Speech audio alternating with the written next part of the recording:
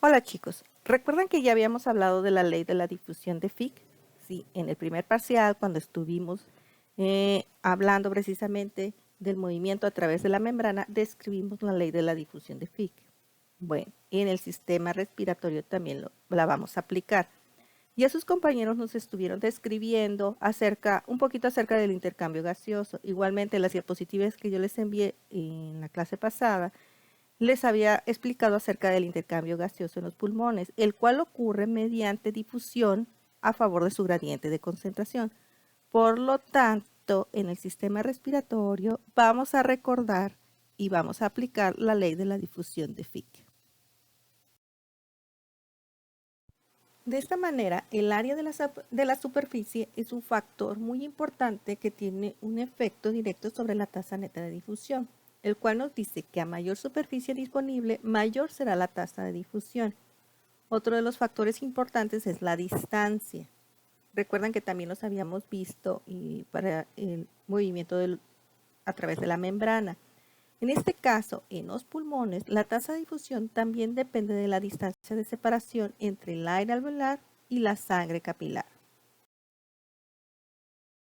Por lo tanto, en los pulmones vamos a tener dos factores muy importantes para la difusión: el área de superficie y la distancia o grosor del tejido. La ley de Fick nos dice que la difusión del gas a través de una capa del tejido está directamente relacionada con la superficie del tejido, la constante de difusión del gas y con la diferencia de presión parcial del gas a cada lado del tejido, y es inversamente proporcional al grosor del tejido. Yo específicamente les voy a hablar precisamente de la superficie del tejido y del grosor del tejido. Ya sus compañeros nos estuvieron describiendo acerca de la anatomía de los pulmones, de los sacos alveolares y específicamente de los alvéolos. Ya conocemos que tenemos aproximadamente entre 300 y 500 millones de sacos aéreos, los cuales hacen una superficie total de 75 metros cuadrados. Entonces vamos a verlo como ejemplo y cómo esta área de superficie está afectando precisamente o mejorando el intercambio gaseoso. Supongamos ahora que en vez de tener esa gran cantidad de alvéolos en nuestros pulmones, tuviéramos nada más, o estuviera en el interior, tuviéramos nada más un globo, el cual está inflándose y desinflando durante el proceso de la respiración. Si ese globo lo sacamos, lo recortamos, vamos a ver su superficie de área, el cual va a ser muy pequeña en comparación a la cantidad de alvéolos que tenemos en los pulmones, los cuales crean una superficie de 75 metros cuadrados, aproximadamente la mitad de una cancha de tenis.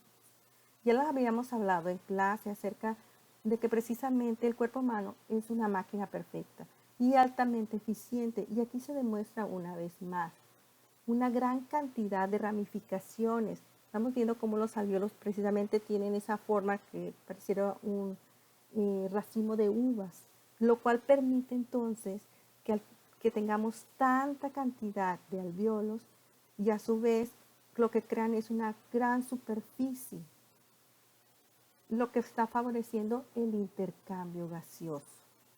Ahora, en cuanto al grosor del tejido, conocemos, pues también que sus compañeros ya nos estuvieron hablando de ello, que son las células alveolares tipo 1 las que están participando en el intercambio gaseoso. Son estas células, las alveolares tipo 1, las que poseen en realidad un citoplasma delgado y por lo tanto son óptimas para la difusión. Además de que también sabemos de que la membrana de las células tipo 1 y el endotelio capilar están fusionados, lo que reduce la distancia para la difusión del gas y facilita el intercambio gaseoso.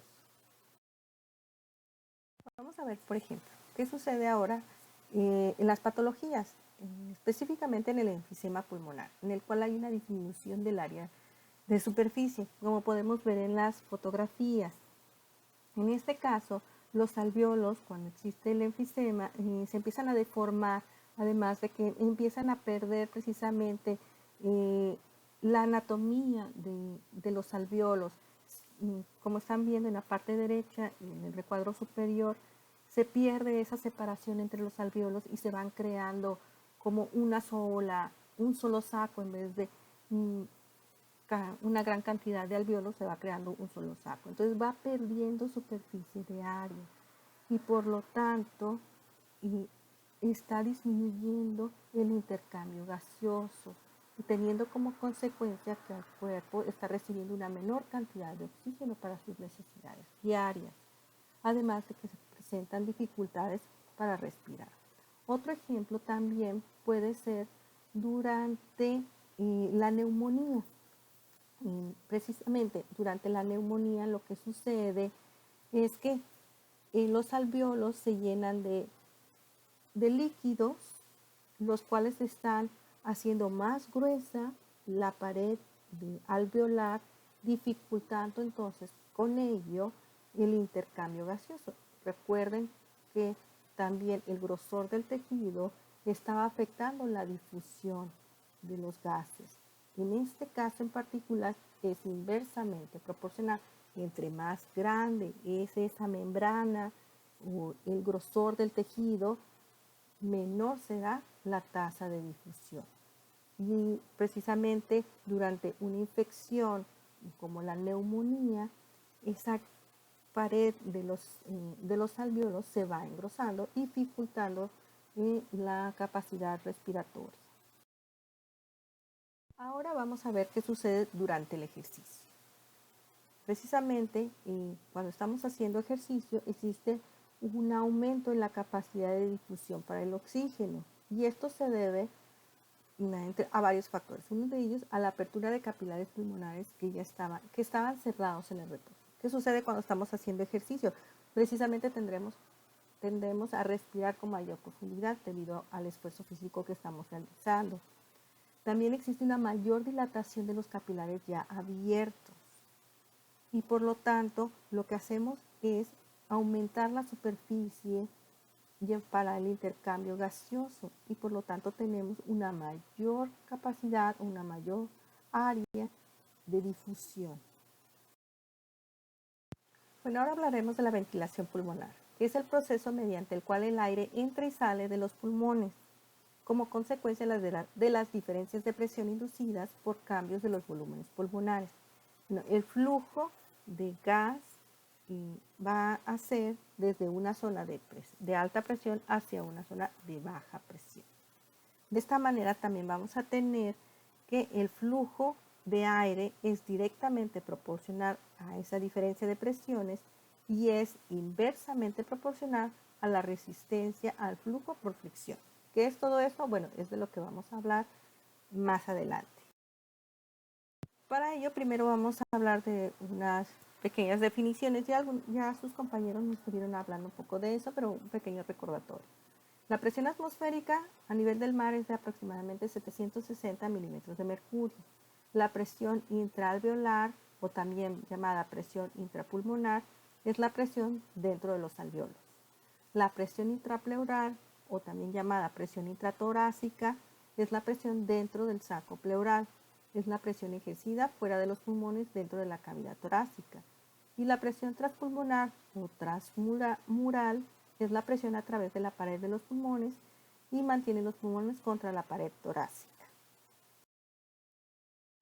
Continuando con el flujo de aire, el cual es directamente proporcional a la diferencia de presiones, vamos a hablar del ciclo respiratorio, es decir, del proceso de inspiración y expiración. Específicamente ahorita de la inspiración. También como nota ya sabemos que el flujo de aire va desde el lugar de mayor presión al de menor presión.